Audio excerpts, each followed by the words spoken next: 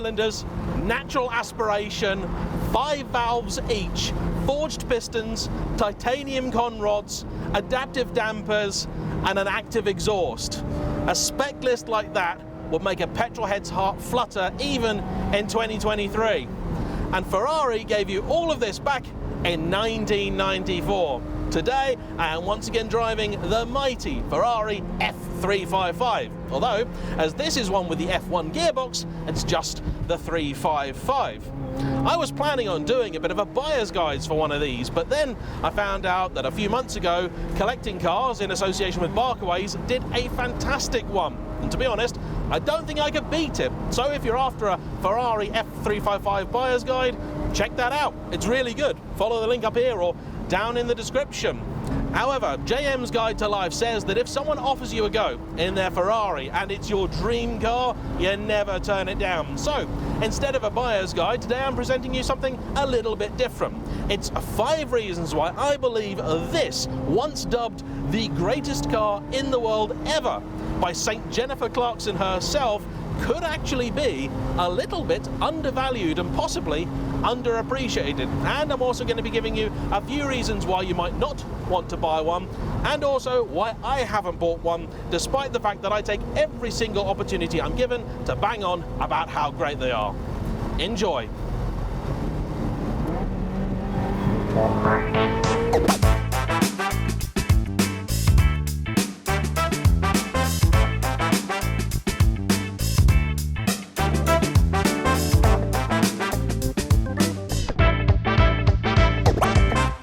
To recap, I'm sure we all know, but the F355 was introduced in 1994, the successor to the generally unloved 348, and Ferrari's riposte to the Honda NSX. This really was one of the first parts in Luca de Montezemolo's attempt to revive the fortunes of the brand on both road and track. He later acquired the likes of Michael Schumacher, Ross Brawn, and did a hell of a number on the F1 cars, but that success took a little bit longer.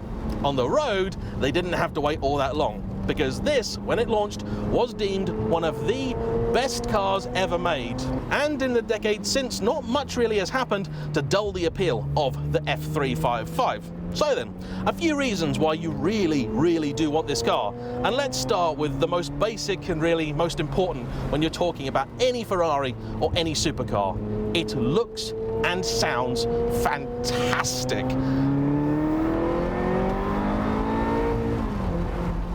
No, it's not the quickest thing, and I'll get onto that in a little bit. 380 horsepower, just over 270 pound-foot of torque. Not impressive numbers. Even back then, they weren't huge. The 550, which came a couple of years later, had a powerhouse of an engine that even now is still impressive. This, though, you keep thinking it must be getting on song soon, and it never quite does. However, the process of trying to find that power is so enjoyable, you really don't worry all that much. There is a persistent rumour that the very earliest of the 355s with the 2.7 Motronic system are actually a little healthier and quicker. In all honesty, neither of them are spectacularly fast by today's standards, so really, don't go buying one of those just because you think it's going to be marginally better. It's not really.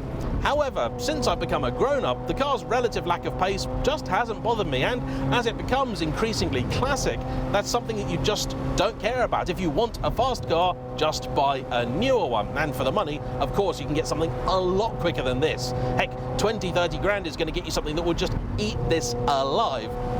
But it's not going to sound as good.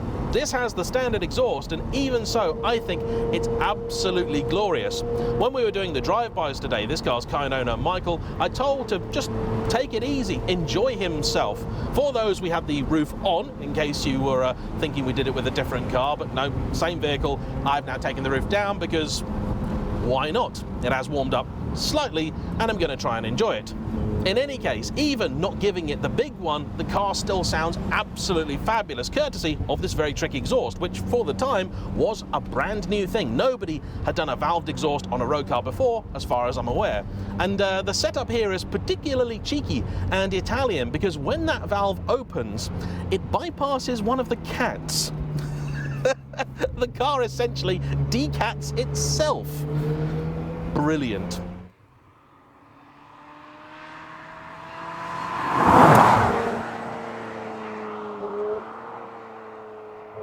I know you can stick Capristos and things like that on them, but honestly for me, just don't care.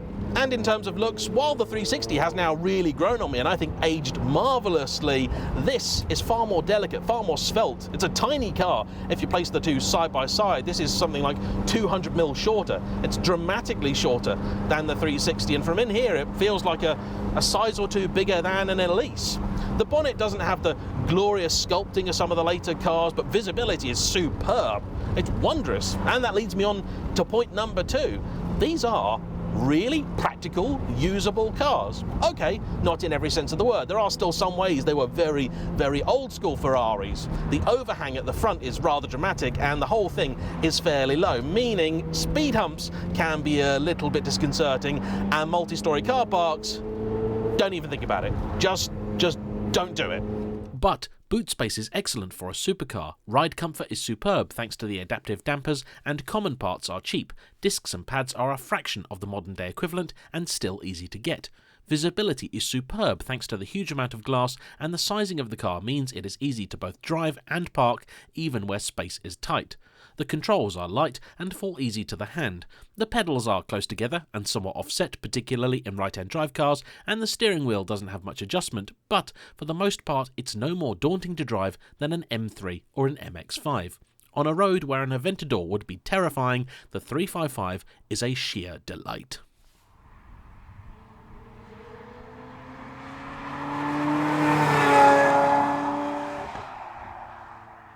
But the dampers are gorgeous, beautifully set up, also adaptive. The tech, I think, actually is pinched from the Corvette. They've got a little sport mode down here, so you press that button and the car does firm up quite a bit. Though this GTS, the Targa Top variant, isn't the stiffest thing in the world. So to be honest, for the most part, I don't think it's worth doing that. If you've got immaculately smooth roads and you really want to have fun, do it.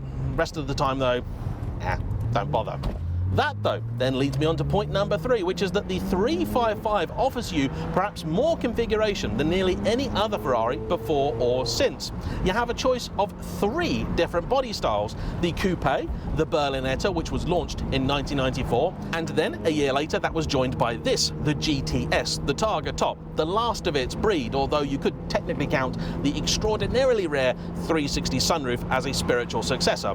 But considering the fact essentially nobody bought one of those, this really is the last of the line for the old school Ferrari Targa panel. And it's a great thing because it's easy to use. You just clip, put the seats forward and then twist the roof around and drop it in the back and it stows behind you. So unlike some old Porsches, you can take the roof with you, which in Britain is essential.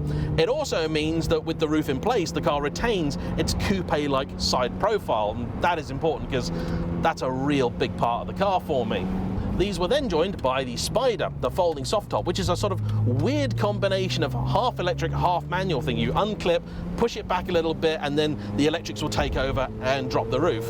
I'll be honest, I've never really been a fan of the 355 Spider. It just doesn't look right to my eyes. The later 360 roof up is still a bit odd, but roof down looks fabulous.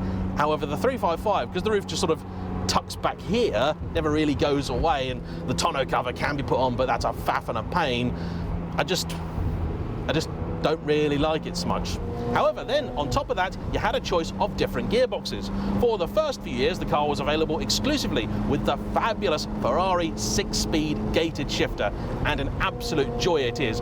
Very easy to use, a real delight, and it does, for me, add a little bit of mechanical interaction to the car, and is another thing that can make you totally ignore how not fast it actually is.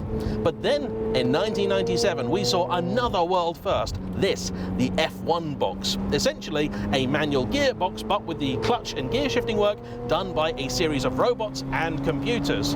Very, very advanced for the time, though today these are examples that really aren't all that desirable. However, though I certainly would have a manual myself, I do think the F1 box gets a little bit of an unfair rap. Sure, you have to drive around it, and in a lot of cars, I would say that is a real downside. In an M3, for example, that's a sort of daily drivable car, meant to be daily drivable, so the gearboxes in those not being so good was unforgivable. In a Ferrari, though, I think you're much more willing to be a part of the driving experience, so having something that needs you to interact with it, I think, really does add to the drama, the appeal, and the excitement. The upshifts in these, even at full pelt, absolute hell for leather, will never be all that quick. But the downshifts, you can actually improve yourself. The one thing you see about these gearboxes that nearly everybody ignores is that with basically all of them, up to and including the 430 Scuderia, you can still heel and toe. So when you downshift, give the car a little bit of help. And that makes a big difference. Let me show you. So going along now, I'm going to do fourth to third, then third to second. And if I don't help the car, the shift is like that. Slow, ponderous, but smooth enough. Third to second, much better, much more exciting. And how do you do it? Well, just as if you're in a manual. Brakes, shift down, and at the same time, give it a blip, and the car will catch the clutch at the right moment. It speeds up the whole process and just gets you a little bit closer to the action. I really, really like that.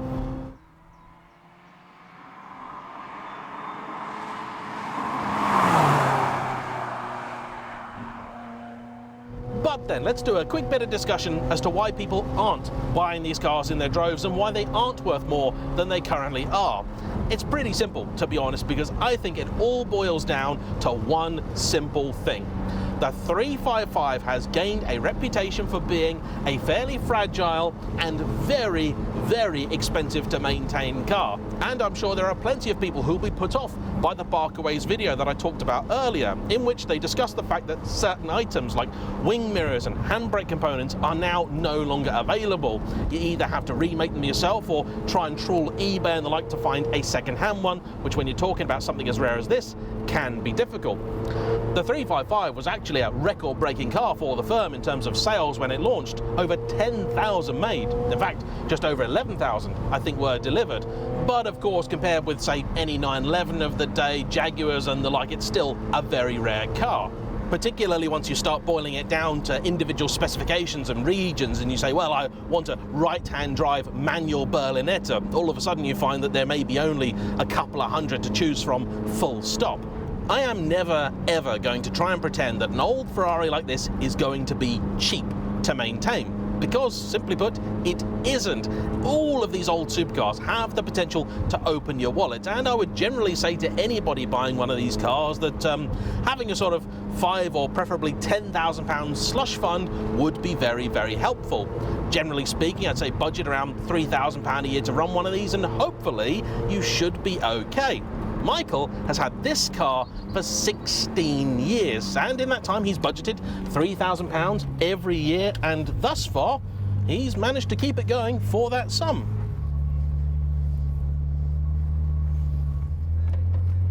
Thank you!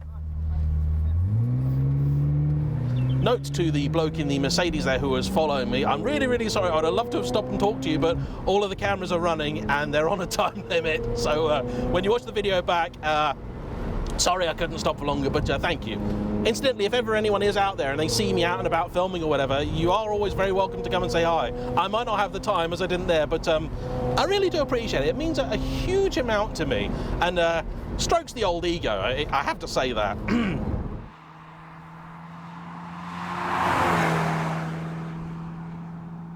This car, in 16 years and about 25,000 miles, it's currently just shy of 50 on the odometer, which is fabulous to see, has only failed to proceed twice. Once it was a relay in the gearbox, which wound up being about £70 to fix, and the other time he had an issue with the immobiliser, had to call the A out, and it turned out he was just too close to a mobile phone mast, which can actually happen in a lot of other cars, including modern ones. Considering the reputation these cars have, I think that is pretty good. Now, they do have some potential big issues, but with 355s, I would actually say the big thing to look out for is cars that haven't been used and driven, ones that have been parked up for years and years and years, because issues can develop even when they don't go anywhere. And if you're paying a premium for a low-mile example, do make sure it's had everything done that could be done.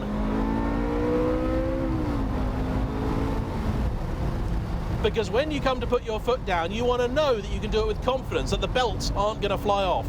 The belt service really, I think, is possibly single-handedly responsible for this car's sort of depressed prices on occasion.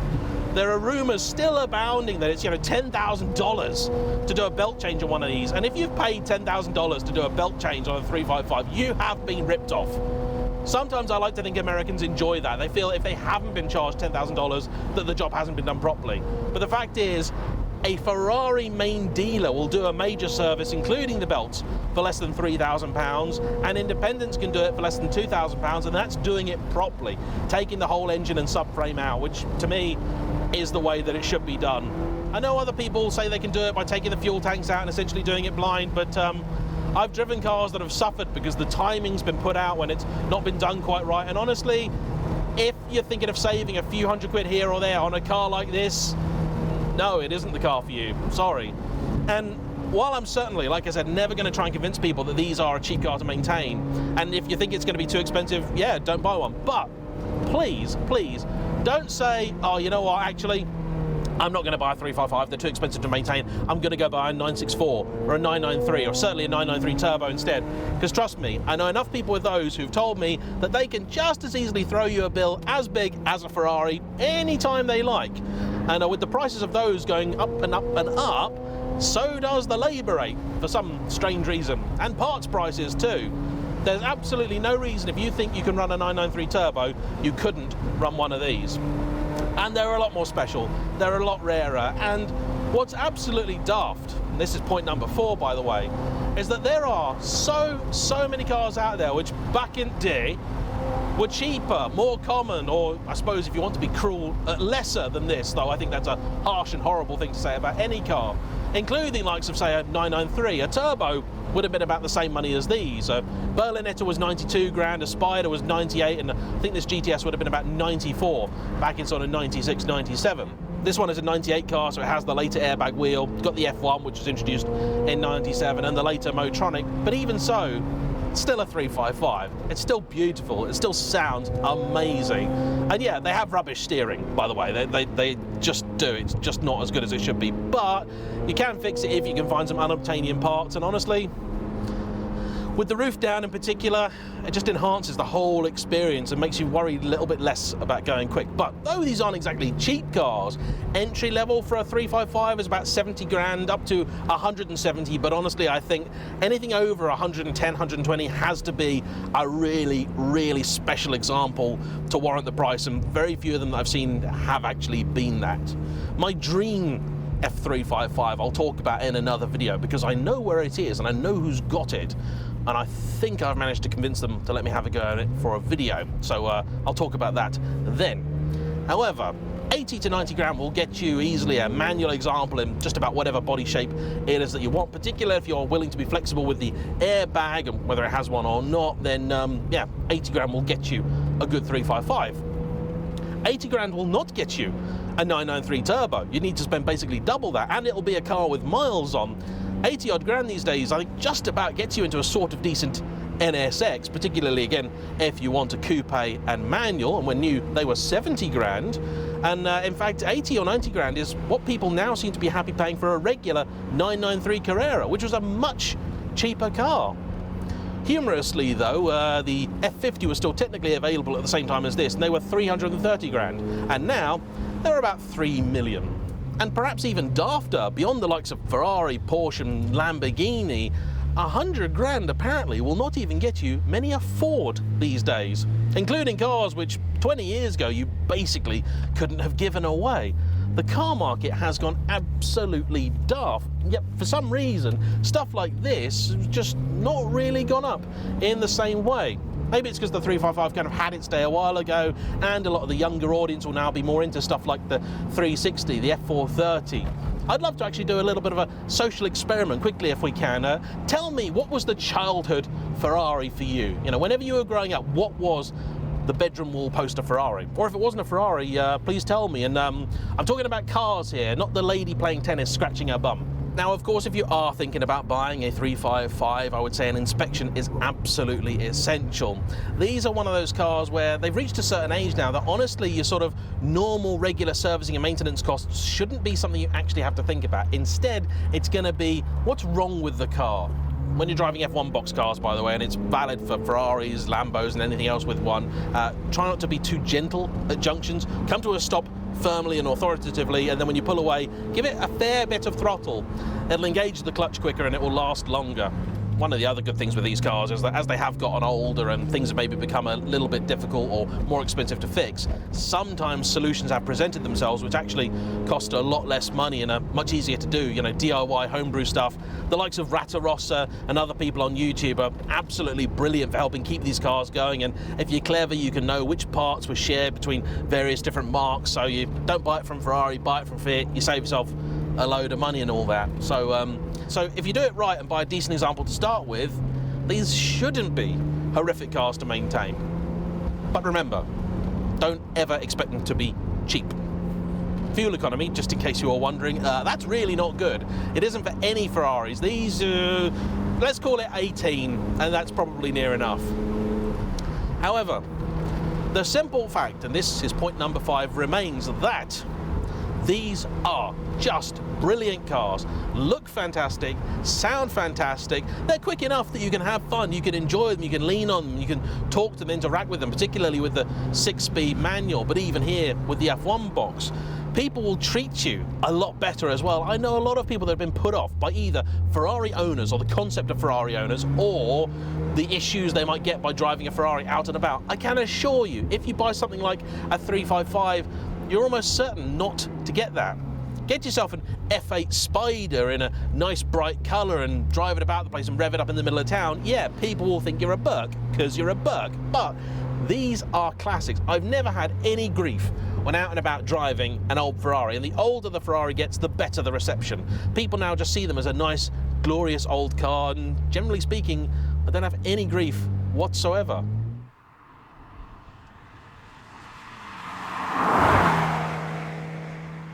And though I'm sure some would say I'm just making excuses now, and I will accept that criticism, the fact that this isn't the fastest means that you're going to feel a little bit happier, a little bit comfier taking it to that red line. The F12 goes to the red line about once a month, if it's lucky.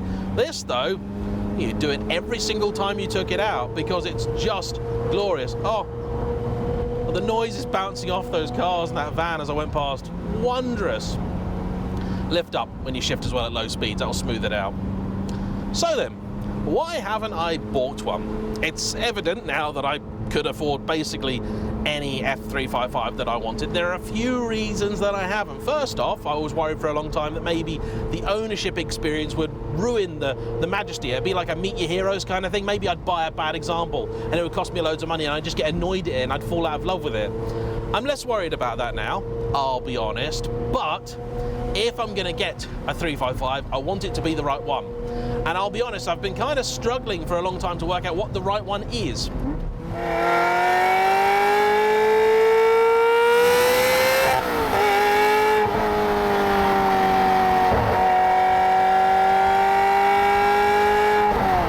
I say that they're slow, but then you do that and you look down and you go, oh, maybe it's not. Oh, that's just so good though.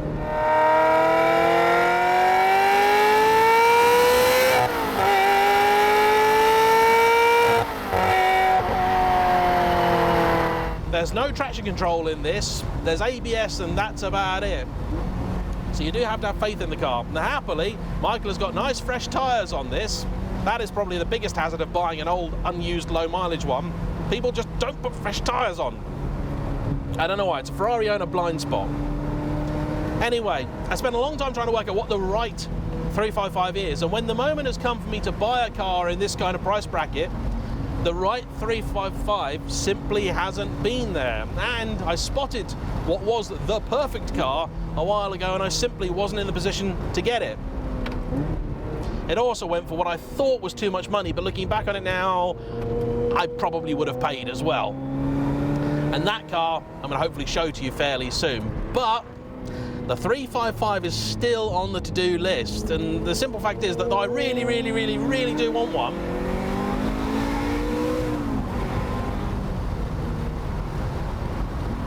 And also, if the right Ferrari were to appear and it was available, the fact is, I'd probably have to lose one of the others. No, in fact, I'd certainly, at the moment, have to lose one of the others in order to be able to afford it. And I love the 550. That's a big part of my story. That's my first Ferrari. That's a special, special car, that, and I've also spent a fortune on it. the 430 Scuderia provides thrills and excitement in a very different manner to this, and then the F12 is just a wondrous piece of art. I love it, special in its own way, and I'm not sure I could part with any of those. It's like seeing, you know, a really, really cute little kitten, and someone saying like, yeah, but you've got to part X your cat for that. You're like, no, but I love Freckles. He's adorable. He's annihilated my chairs, but I love him anyway. And that's how I feel about mine. I suppose the other issue that the 355 is currently facing is that it is in that sort of genuinely awkward phase where it may now be considered simply an old car. I know to many it's already a classic, but to some perhaps it isn't. It isn't viewed the same way as, say, a 308, and it's a far more common car than those. And if you're interested in performance, well, a 360 you can have for even less money, and it will be, generally speaking, faster, better, easier to live with and all that. Though, I have to say, if you're buying a 360 and you're thinking that they're going to be cheaper to run than one of these, if absolutely nothing were to break on it, then yeah, it would cost less than this. But you're talking about a marginal saving. Even the cam belt, you're saving what, £1,000 every 3 years?